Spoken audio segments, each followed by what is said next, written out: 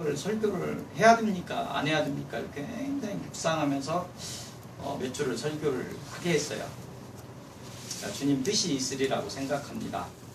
그런 기간 동에서 많은 묵상을 했고 감히 사람인 저가 하나님께서 하신 것들을 아니라고 이야기하지 못합니다.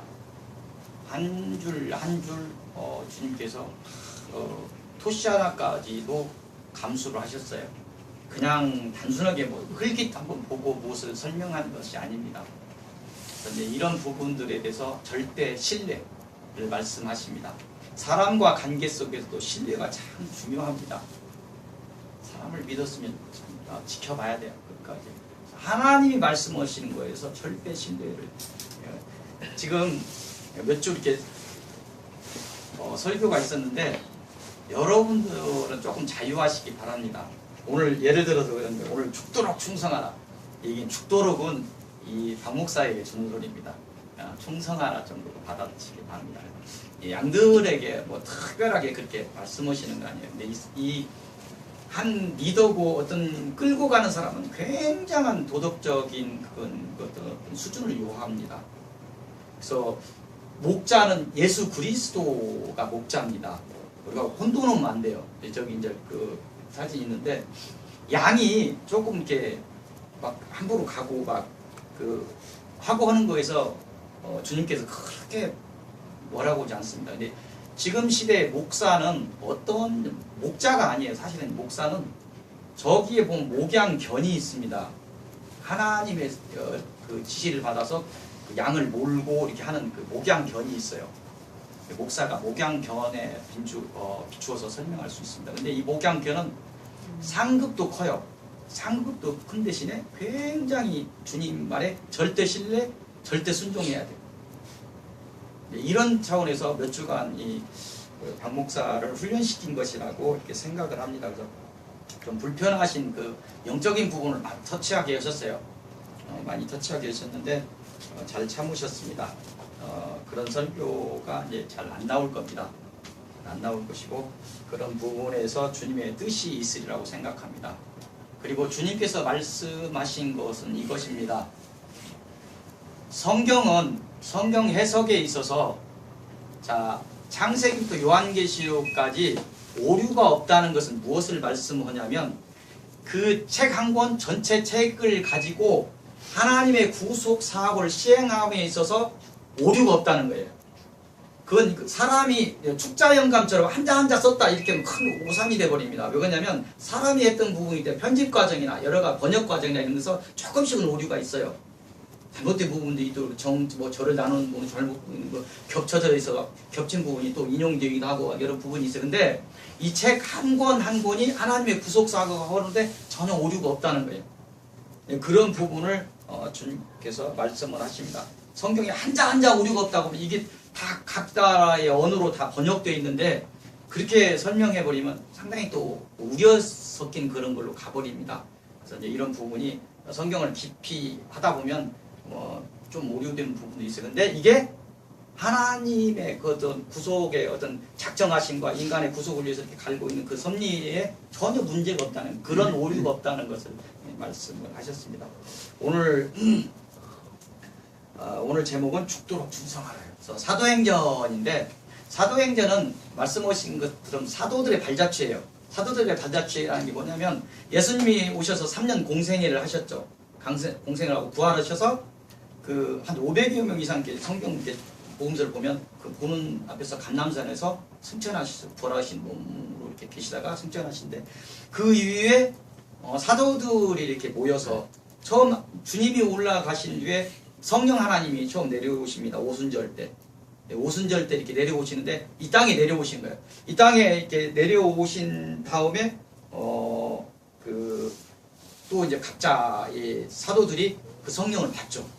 성령이 이 땅에 내려오시고 사도들 받는데 그리고 나서 그 사도들이 어떻게 주님의 복음을 유대 예루살렘과 유대와 넘어서 북이스라엘 사마리아와 그 이방 땅까지 어떻게 복음이 증거됐는가 이런 것에 사도행전을 이렇게 보면 한 1장에서 12장 이렇게 보면 베드로가 중심사역에 대해서 이렇게 하고 있습니다. 나중에 9장쯤 되면 사울이 등장합니다. 바울이죠. 사울과 바울이 뭐 다른 부분이라기보다도 로마 시민이면서 히브리어있죠. 그래서 히브리식 발음이라고 한다면 사울이고 로마식 발음으로 한다면 바울이죠. 그래서 이제 이런 부분에서 바울이 그 이방 땅, 그 로마의 어떤 식민화된 그런 곳에서 복음을 증거할 때 바울이라는 이름이 좀 유리하고 편한 그런 것들을 가지고 바울이라는 이름이 나중에 사용됩니다. 두 개의 이름이 같은 이름이에요. 사용하던 이름이라는 얘기예요. 바울이 사용하던 이름이 그렇습니다. 이런 부분이 사도들의 발자취, 그 사도들이 어떤 그 사명을 가지고 이렇게 이방 땅으로 복음이 증거되는가 하는 그 사도들의 발자취, 사도들의 행함의 어떤 전함 이런 것들을 보여주는 것이 사도행전입니다. 그러니까 예수님의 그 시대에서 성자 하나님 시대에서 성령 하나님의 시대로 지금 성령 하나님의 시대로 성령께서 이렇게 역사하시는 시대인데 그래서 복음이 유대를 넣어서 이방에 어떻게 세계까지 전개됐는가 이런 것들이 있는 것이 사도행전입니다. 사도행전에서 조금 이제 얘기를 하는 거예요. 그 부분에서 오늘 사도행전 14절이 본문입니다. 그래서 이제 사도행전의 내용을 보면 거기에 바울 서신이 13개가 있는데 거기에 10개가 사도행전에 있습니다. 그래서 바울의 오늘 13장 14장 보면 1차 전도 여행을 이렇게 떠나요. 그 부분이 13장 14장 이렇게 부분이고 사도행전 보면 2차 전도 여행 또 3차 전도 여행 바울이 잡혀서 로마로 가는 그 여정 일부러 이렇게 잡혀서 이렇게 갑니다. 로마에 가택연금 된 상태에서 이렇게 복음서를 쓰고 이렇게 하는 것인데 또 다른 이렇게 또 이 복음을 증거하는 행적이 디모데전서, 디모데후서, 디도서 이 보면 또 다른 행적이 나와요. 행적이 나오면서 거기서 온전히 붙잡혀서 그 사형수 감옥에 나중에 또 잡힌 거기서 이제 순교를 하시죠 바울이. 이런 부분이 이제 또 근데 사도행전은 아까 얘기했던 것처럼 그런 바울 서신에 10개 정도가 관련이 되어 있습니다. 그래서 나중에 이제 공부를 하다 보면 일반 역사서도 마찬가지. 구약의 역사서를 보면 역사를 쭉 보면서 하나님의 시내산에서 주신 하나님의 언약을 잘 지켰는가 안 지켰는가에 따라서 잘 지켰을 때는 너 복 주겠다 하고 주시는 하나님한테 그냥 한없이 주십니다. 근데 그런 것들이 언약을 순종하지 않을 때 사람을 보내요. 선지자를 보냅니다. 보내서 다시 한번 경고를 합니다. 너 회개. 근데 회개하면 또 용서하시고 회개하지 않으면 이렇게 진노하시고 이런 부분이 구약의 역사가 쭉 있듯이 이 사도행전에도 그 역사서예요. 사도들을 발자취 역사서 속에서 이 대목에서 바울이 어느 교회에 고린도 교회에 이쯤에서 이렇게 편지를 쓰고 이런 부분들 이런 것들이 서신서고 연결돼서 나중에 이제 공부를 하면 또 성경도 재밌습니다. 그냥 이렇게 보는 것이 서신서 이렇게 모아놨는데 실질적으로 한다면 그 사도행전 중간중간에 이렇게 서신을 이렇게 연결해서 본다면 상당히 이렇게 재미있게 이해되면서 볼 수 있을 것입니다. 그래서 서론적인 부분에서 이렇게 이제 얘기를 해나갑니다. 사도행전이 어떤 것인가. 그래서 잠깐 그 사도행전 1장 8절에서 보이는 그 말씀드린 증인들의 행적이 사마리아 땅끝까지 어떻게 복음이 증거됐는가. 그 증인들의 행적 중에서 13장, 14장에 이르면 바울과 바나바의 1차 전도 여행까지 이렇게 대충 이렇게 본다면 아까 말씀드린 것처럼 그 오순절 주님이 승천하시고 하늘로 가시고 오순절 위에 성령이 이 땅에 임하신 후에 제자들 사도들에게 사도들이 성령을 받죠. 그래서 성령을 받고 베드로와 요한이라는 제자가 미문이라는 성전문에서 나면서부터 못 걷게 된 일을 고치는 것으로부터 시작해서 사도들에게 표적과 기사가 이렇게 많이 일어나게 됩니다. 그래서 사도행전 5장을 보면 대제사장과 사두개인들 무리로부터 시기를 받는 거예요. 자기들이 지도자인데 엉뚱한 뭐 갈릴리나 뭐 무지레이 같은 사람들이 일어나서 뭐 표적과 기사를 일으키니까 시기를 받죠. 그래서 사도들이 옥에 갇히는 일이 발생합니다. 5장을 보면 사도행전 7장을 보면 스데반 집사가 순교하는 것이 7장에 나옵니다. 그리고 사도행전 9장이 이르면 교회를 박해하던 그 사울이 회개하는 일이 일어납니다.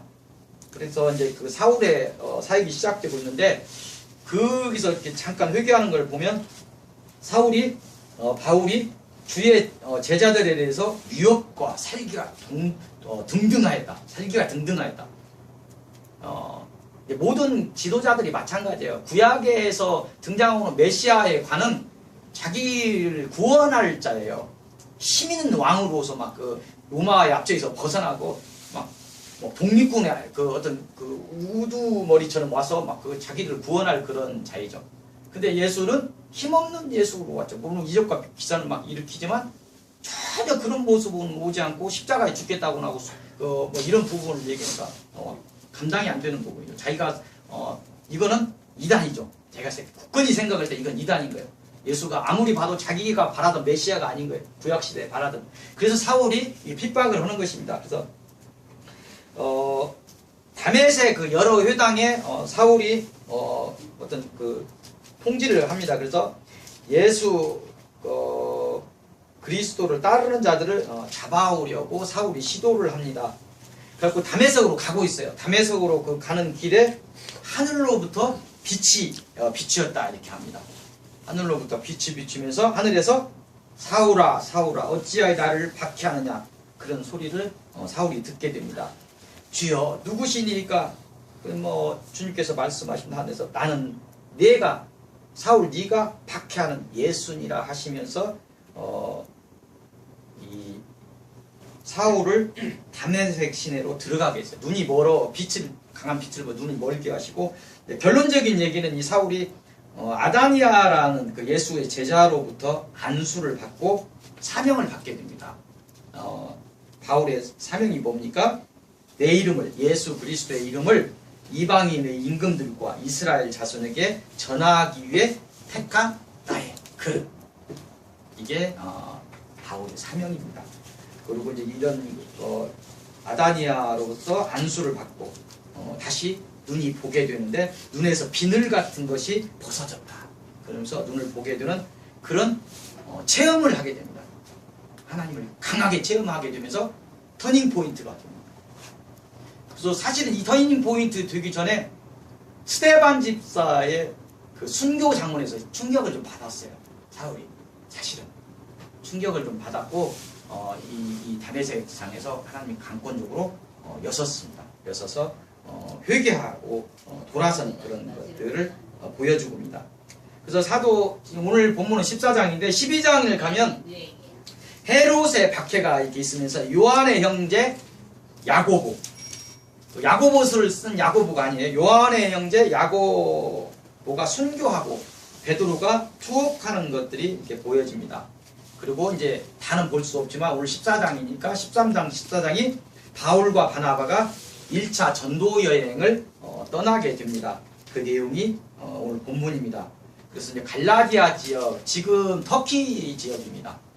지금 터키 지역인데 이스라엘에서 지금 시리아 쪽으로 올라가서 육로로 이렇게 있는데 거기 보면 지금 터키 있는 지역이 갈라디아 지역인데 이 부분에서 사역을 하는 것이 1차 전도여행인데 여기 이고니온이라는 곳에서 또 루스트라라는 곳에서 첫 번째 이고니온에서 어떤 사역을 어떻게 했는가 본문에 가면 두 번째 루스트라라는 곳에서 사역을 어떻게 했는가 그리고 세 번째로 초대교회 시대의 증인들에 대해서 바울의 입을 통하여 하시는 말씀이 무엇인가 이런 것들을 우리가 살펴보도록 할 것이고 또 결론부에 가면 네 번째로 계시록 2장 9절에서 10절 서머나 교회에 대해서 예수 그리스도께서 우리에게 하시는 말씀을 살펴보도록 하겠습니다.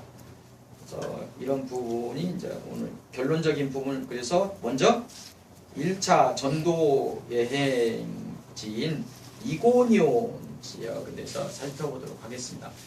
이 지도를 봐야 되는데 이게 우리가 좀 이렇게 지도를 좀 봤으면 좋겠어요. 이게 지금 대한민국 이게 일본이에요. 중국이 있고 이게 좀 보이십니까? 여기 있는데 여기서 이게 아시아 대륙인데 이렇게 조금 올라가면 이란이 보이고 이라크 보이고 여기가 이제 지중해 지역에 좀 경사지게 보이는 곳이 이스라엘 지역입니다. 여기 위에가 시리아이고 이쪽이 터키 지역인데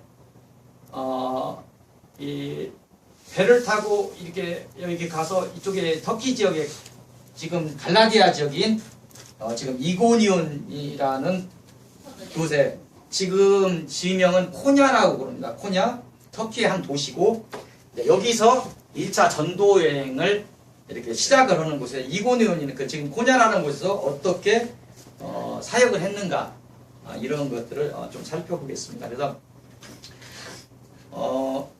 이고니온에 이르기 전에 지금 시리아 안디옥이 있고 비시디아 안디옥이라는 곳에 있어요. 이제 그 비시디아 안디옥에서 갈라디아 그 근방이죠. 비시디아 안디옥에서 유대인들로부터 쫓겨남을 당했다 이렇게 얘기합니다. 그래서 이제 아까 사울의 그 굉장히 그 했던 것처럼 예수 제자들을 인정하고 싶지 않은 것이죠. 자기가 바라던 메시아의 그 모습이 아닌 예수를 인정하고 싶지 않은 거예요. 자기가 구약을 알고 구약 속에서 알고 있는 메시아는 정말 힘 있는 메시아로 자기 민족을 통일하고 막 그런 힘 있는 것으로 와야 되는데 그냥 뭔 3년 이적 좀 보이다가 십자가에 달려서 죽었어. 그리고 들리는 소문에 의하면 뭐 부활해서 하늘 올라갔다 오는데 그거는 내가 못 보겠고 못 받고 뭐 전혀 메시아하고는 상관없는 자기가 바라던 메시아가 아닌 거예요. 그 유대인들이 그 지역에 이제 다 그 갈라디아 지방도 있고 어디 그 디아스포라라고 하는 거예요. 흩어져 있는 그 유대인들 이런 그 유대인들이 결국은 방해를 더 하는 것이죠. 사단의 회당인 유대인들로부터 쫓겨남을 당하고 이고니온이라는 거 이제 이렇게 말하면 반대 우측으로 움직여 갑니다. 쫓겨서 움직여 갑니다. 그래서 그 이고니온을 올 때 기쁨과 성령이 충만하였다. 이렇게 지금 성경 14장을 이렇게 보면 알 수 있습니다. 기쁨과 성령이 쫓겨서 이렇게 도망가는다시피 가는데 기쁨과 성령이 충만하였다. 그래서 이들은 이 고난 중에서 감사하며 기쁨을 찾을 수 있는 믿음의 소유자들이다. 성령이 충만하니까 하나님이 성령이 충만하니까 그 기쁨으로 복음을 증거하는 증인들이었다. 이런 것입니다. 그래서 바울과 바나바가 그 이고니온 회당에서 말씀을 증거하니까 이방인의 많은 무리들이 믿음을 갖게 되었다. 근데 반면에 유대인들은 이방인을 선동해서 악감을 품게 했다. 어디를 가나 유대인이 항상 적으로 나타납니다. 반대해요. 이제 어설피 하는 것이 굉장한 그 자기 신앙을 갖는데 역효과가 어떤 그런 가질 수도 있는 것입니다. 그래서 악감을 품고 이방인을 선동해서 악감을 품게 했는데 하지만 바울과 바나바는 거기에 더 오래 머물면서 주를 힘입어서 담대히 말씀을 증거했다. 이렇게 14장에 이야기하고 있습니다. 그래서 주님은 이들을 통해서 표적과 기사를 주시며 은혜를 더하셨다. 이렇게 본문에서 말씀하고 있습니다. 이런 사도의 활동으로 유대인을 따르는 무리와 사도를 따르는 무리가 더욱 골이 깊어졌다. 유대인들은 더 악랄하게 반대를 하고 사도를 따르는 막 이방인들 그 예수를 처음 믿은 사람들 막 기쁘고 막 표적과 이 기사가 이루고 평강이 일어나고 막 이런 것이 증명이 되는데 유대인들은 마음을 닫고 막 하니까 이게 악한 쪽에서 서가지고 사도들을 바울과 바나바를 공격하고 있는 거예요. 그런 것들이 골이 더 깊어졌다. 그래서 마침내 유대인을 따르는 무리들이 두 사도를 모욕하고 돌로 치려고 달려드는 그런 상황까지 이르게 됩니다. 그래서 막 두 사도를 모욕하고 돌로 치려오니까 쫓겨서 피하여 루스드라라고 하는데 요즘 이 지명이 하툰 사라이라고 합니다. 그래서 이고니온 그 코냐 지금 지역에서 남쪽으로 30km 지점 밑으로 있는 것 같아요. 그 루스드라로 피신합니다. 바울과 바나가 증인 사역이 루스드라에서 또 이루어지고 있습니다. 그 루스드라에서 이적의 어떤 한 사례 케이스가 발생합니다. 어떤 이적이 일어나느냐면 바나바가 말씀을 증거하다가 바울과 바나바가 말씀을 증거하다가 나면서부터 걷지 못한 원래 나면서부터 걷지 못하는 자에게서 바울이 딱 보니까 구원받을 믿음이 딱 보이는 거예요. 아, 믿음의 모습을 보았습니다. 바울이. 그러니까 바울이 발견하고 큰 소리로 저도 이렇게 어떤 사역 현장에서 절대 주님을 영접하지 않으면 못하게 해요. 해야 소용이 없다는 거예요. 헛수고하지 말라는 거예요. 영적인 것을 쫓겨간 것은 얼마든지 할 수 있는데 하나님의 영이 들어가지 않으면 다시 돌아와 버립니다. 헛수고해요. 그래서 이 부분이 구원받을 믿음이 있는 것을 나면서부터 걷지 못하는 자에게서 본 거예요. 그래서 바울이 그걸 발견하고 명령을 합니다. 큰 소리로 명령하여 뭐 일어나 걸어라. 그렇죠? 그 성경에 있는 것처럼. 그래서 그 걷게 하는 그 이적을 일으키게 되고 이 이적으로 인해서 어떤 소요가 일어난 거예요. 그때 이제 이 지역의 루스드라 지역이 수호신이 제우스인 것 같아요. 제우스 성전이 일거리 있던 것 같아. 제우스 성전에 그 어떤 제물을 바치러 왔던 자들이 보고 신들이 우리가 어느 신들이 사람 형상으로 내려온 것 같다. 저 제우 막 이게 바나바하고 막 이렇게 바나바가 더 좀 잘생겼으니까 바나바를 막 그 신으로 봤던 것 같아요. 그래서 사람의 신들이 사람의 형상으로 왔다 그런 오해를 하고 막 바울과 바나바에게 제사를 막 지내려고는 그런 황당한 사건이 일어나는 한 케이스가 있습니다. 그래서 바울과 바나바가 이렇게 이야기하고 있습니다. 여러분, 우리도 여러분과 같은 성질과 심정, 성품을 가진 사람입니다. 이렇게 이야기합니다. 우리가 여러분에게 예수 그리스도의 복음을 전하는 것은 당신들이 이런 미개한 헛된 일을 이렇게 하는 것들을 막기 위해서 천하 만물을 지으시고 살아계신 하나님이 어떤 분인가, 예수 그리스도가 왜 이 땅에 오셨는가, 이런 것들을 알리기 위해서 우리가 온 것입니다. 이렇게 복음을 이렇게 증거하는 것입니다. 그래서 하나님을 알지 못하면 세상 스스로 섰다고 하나 우매할 수밖에 없습니다. 그래서 나와 관계된 사람들로부터 이 우매함에 빠져있는 죽어간 영혼들을 우리가 위해서 기도해야 됩니다. 우리가 구원을 얻었다면 빚이 있어요. 그 빚을 갚아야 돼요. 그 영혼들을 위해서 우리가 기도해준 중보 기도하는 그런 우리가 되어야 할 것입니다. 이 일 후에 안디옥과 이고니온에서부터 바울과 바나바를 괴롭히던 막 계속 이게 중폭됐어요. 저기 안디옥에서부터 이 유대인이 따라온 무리가 있어요. 바울을 어떻게 하려고. 이고니온, 루스트라 막 하니까 계속 이적 현장이 일어나고 막 믿는 자가 일어나니까 이 사단의 어떤 그런 걸 받은 것 같아요. 그래서 이 유대인들이 나중에 이 루스트라까지 와서 무리를 충동해서 어떻게 했냐면 나쁘죠. 지가 하든가 무리를 충동해서 지 손에 피 안 묻히려고 그런 거지. 그래서 무리를 충동해서 돌로 바울을 쳐서 죽음 직전까지 갔다. 죽었을 거예요. 죽었다고 생각하는 거예요. 돌로 쳐서. 근데 다 죽어버렸어. 그래서 바울이 죽은 줄 알고 어떤 시위로 끌어내서 버렸어. 지금 죽도록 충성하라는 말 속에 두려운 말이 있어요. 이 박 목사에게 주는 그런 말입니다. 우리 일반인한테 주는 말이지만 그냥 충성하세요. 죽도록 충성이니까 너무 부담 갖지 마시고. 그래서 이 바울이 어떻게 증거를 했는가를 하는 거예요. 죽었어요. 돌로 맞아서. 죽어서 시위로 쫙 변두리에 갖다 버렸어. 버렸는데 하나님께서 이렇게 함께 하십니다. 그래서 바울이 디모데와 그 제자들 앞에서 일어난 기적을 하나님께서 보여주셨어요. 다 죽었다고 생각 버렸는데 깜짝 보니까 가만 오늘 며칠 못 가겠다는 생각이 버린 거예요. 버렸는데 일어나서 다시 살아난 바울이 그 정도의 죽음을 무릅쓰고 이방 땅에 복음이 증거됐기 때문에 이 복음이 우리한테 그렇게 온 것입니다.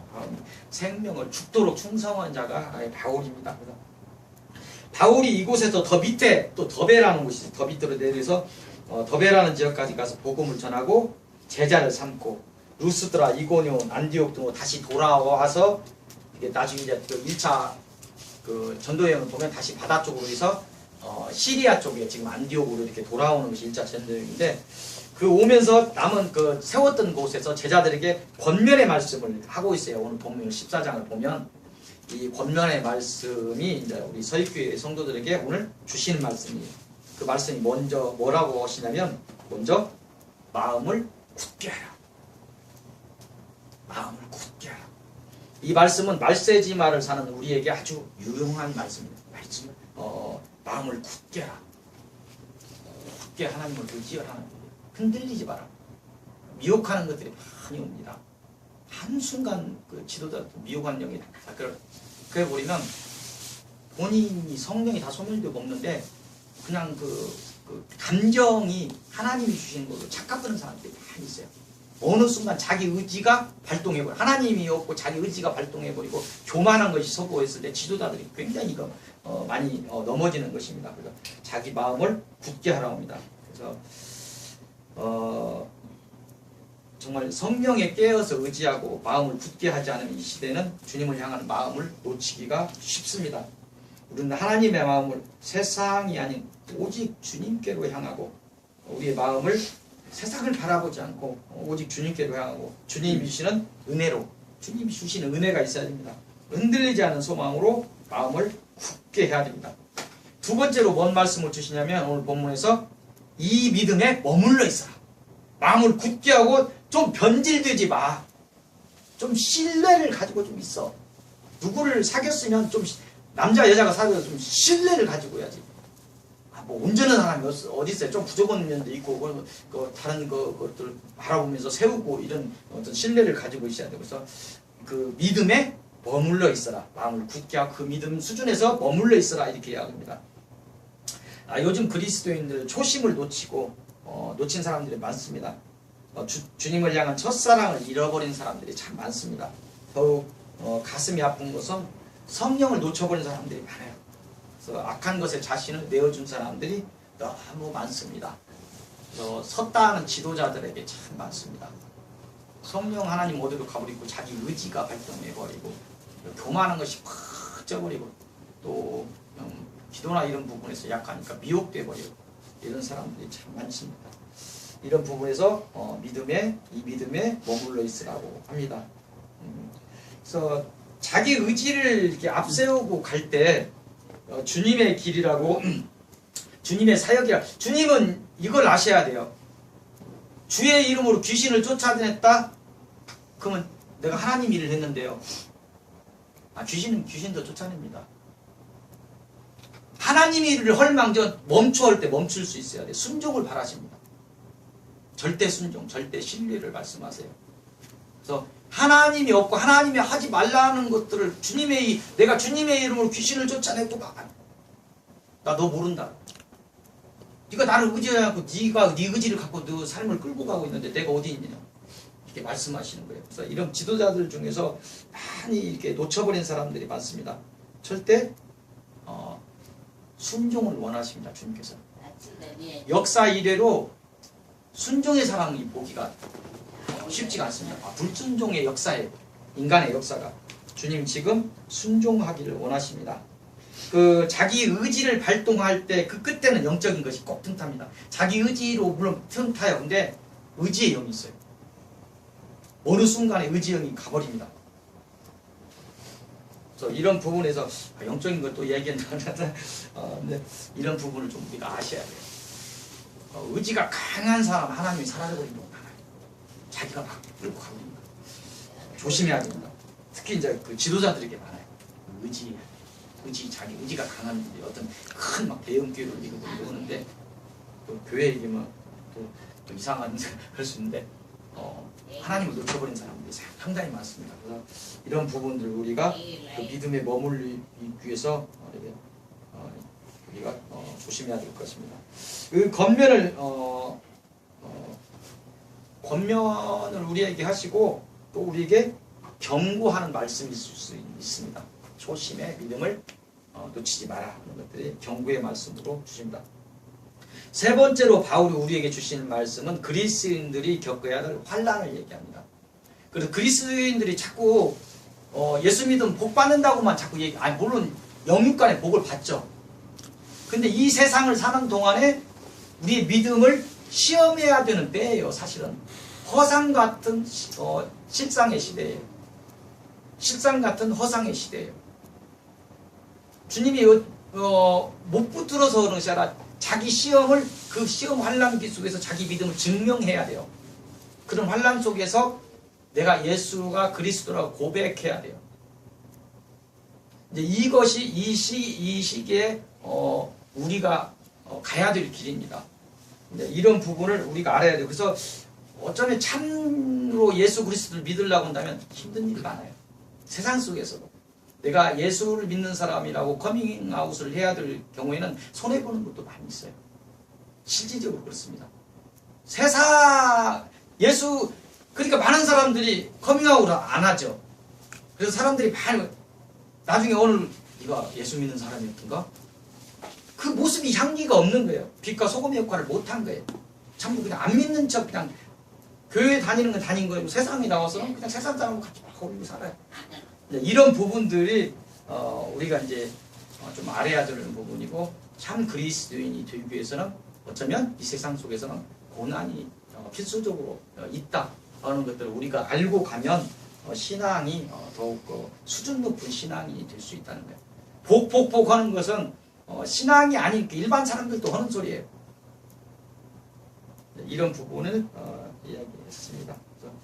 결론적인 이제 지금 바울의 1차 전도 여행지에서 두 개 지역에서 이런 것들을 봤고, 또 바울의 입을 통해서 예수님께서 우리에게 하시는 말씀들을 이렇게 봤어요. 이렇게 봤습니다. 마음을 굳게 하라, 그 믿음에 머물러 있어라.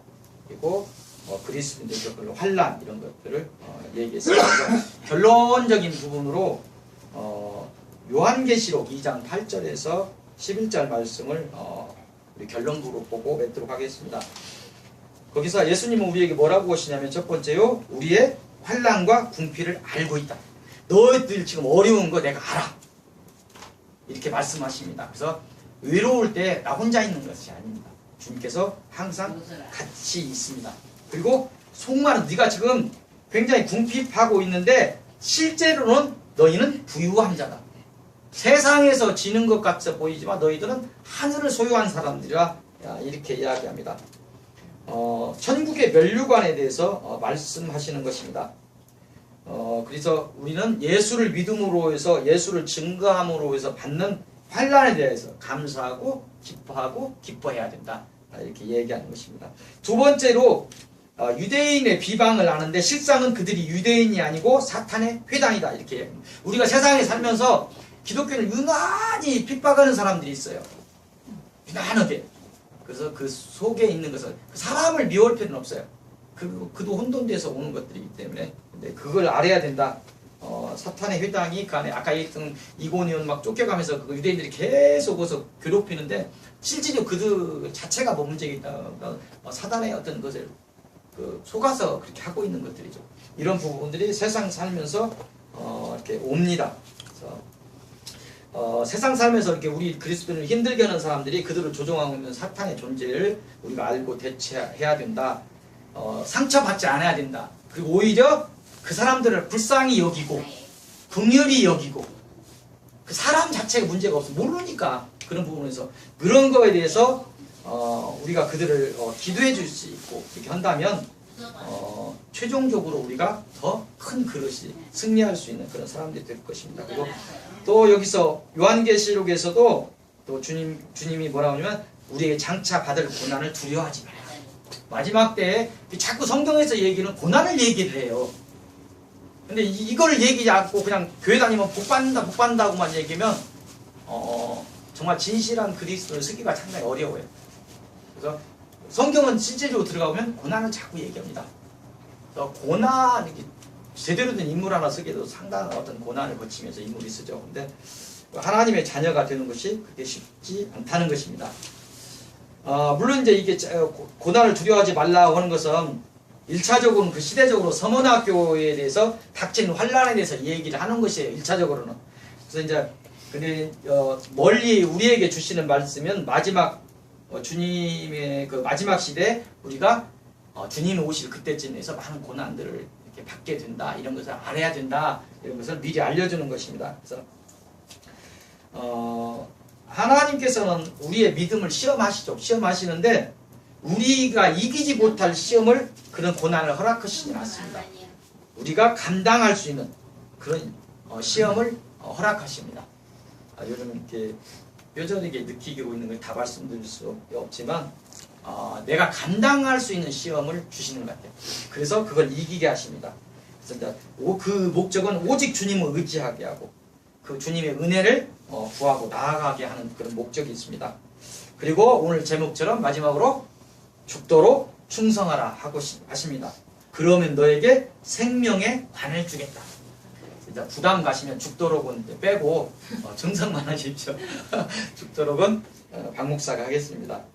그래서 죽도록 충성하라 이렇게 말씀하고 계십니다. 그래서 실제적으로 이 서머나 교회 7개 그 요한계시록 7개 교회가 나오는데 거기서 초기 순교자 폴리캅이라는 서머나 감독이 요한의 직계제자였는데 이 서머나 감독이 순교한 그 교회이고 지금까지 그 7개 요한계시록에 나오는 7개의 상징적인 교회 중에서 유일하게 남아있는 교회랍니다. 지금까지. 그래서 이 서머나 교회에서 말씀하는 죽도록 충성하고 이렇게 하는 것인데 우리에게 또 주시는 말씀이기도 합니다. 그래서 참 두려운 말씀이죠. 죽도록 충성하라. 그래서 이제 우리의 생사를 오직 주님께 맡기고 죽음을 두려워하지 않는 증인이 되어야 된다. 이런 부분들도 너무 부담 갖지 말고 들으시기 바랍니다. 증인, 증인도 사명일 수 있습니다. 그래서 그냥 충성하라 정도로 오늘 받으시기 바랍니다. 우리의 허상과 실상을 혼돈하지 않아야 됩니다. 우리가 이 세상을 이렇게 보는데 눈에 보이는 이 실상이 아니 이미 영적인 전쟁 이미 끝나 있는 전쟁이에요. 우리가 알아야 돼요. 하나님의 어떤 영들이 약한 것들을 해결 못해서 이렇게 지켜보고 있는 것이 아닙니다. 영적인 것 상당히 사람을 힘들게 하는데 왜 그거 못 드시면 100배는 더 많대요. 또 영적인 얘기를 자제해야 되겠습니다. 그래서 그게 뭔 얘기냐면 너희들의 믿음을 이때 시험하는 거예요. 자기가 증명하는 거예요. 못해서 그런 거잖아요. 짠 하고 로봇처럼 다 믿을지어다 이렇게 하시는 하나님이 아니에요. 하나님의 지정의를 자유의지를 주셨어요. 그 자유의지를 준 자유의지를 갖고 내가 예수를 그리스도라고 고백해야 돼요. 그 시기입니다. 그래서 이런 부분을 우리가 알아야 됩니다. 이 세상은 소풍처럼 왔다가 갑니다. 이 세상을 실상으로 잘못 알고 참 실상의 길을 놓쳐버린다면 참으로 어리석은 자가 될 것이며 참으로 지옥 고통 속에서 영원히 영생 나쁜 쪽도 영생이 있습니다. 천국도 영생이 있고 지옥도 영생이요 영원한 사라지는 거 없어요. 우리가 알아야 돼요. 그래서 영생을 하는데 어느 쪽으로 영생을 할 것이냐 상당히 중요합니다. 죽도록 충성하라고 주님은 다시 말씀하십니다. 주님이 가신 그 길은 우리가 익히 알듯이 적당히 타협하면서 갈 수 있는 것이 아니고 주님은 차든지 덥든지 하라고. 너 지옥 가려면 나 헷갈리게 하지 말고 그냥 차. 주님을 사랑하려면 뜨겁게 사랑해봐. 그 사랑을 너무다고 교류를 해야지. 남녀간의 사랑도 뭐 하려면 뜨겁게 사랑을 해야지. 그러잖아. 비겁하잖아. 뜨겁게 사랑은 안. 두려움은 적당히 타협하면서 갈 수 있는 것이 아닙니다. 그래서 주님은 두려움을 주시지 않습니다. 두려움하고 우리가 죽도록 충성하라고 하는데 두려움은 주님께 주시진 않아요. 주님은 다만 담대함을 주십니다. 걱정할 필요 없습니다. 절대 순종, 절대 신뢰로 증인의 길, 그리스도인의 길을 가시기 바랍니다. 날마다 승리하는 삶을 사시기 바랍니다. 기도하시겠습니다. 하나님 감사합니다. 오늘 충성을 말씀하십니다. 바울의 그 증인으로 삶이 얼마나 힘들었는가. 돌로 맞아서 죽었다는 그 죽음의 길을 넘어서는 그 모습을 봅니다. 어찌 저희들이 그 길을 저희 마음대로 갈 수 있겠습니까? 주님께서 허락하신다면, 주님께서 성령으로 인도하신다면 저희가 그 길을 갈 수 있습니다. 주님, 그리고 이 삶 속에서 정말 빛과 소금의 역할, 내가 그리스도인이라도 최소한도 고백할 수 있는 그런 담대한 용기를 허락하여 주시고, 그 삶 속에서 최소한도 그리스도의 향기를 풍길 수 있는 그런 사람들이 될 수 있도록 주께서 인도하여 주옵소서. 이 서울교회를 사용하여 주옵소서. 주 예수 그리스도의 이름으로 기도하옵나이다. 아멘.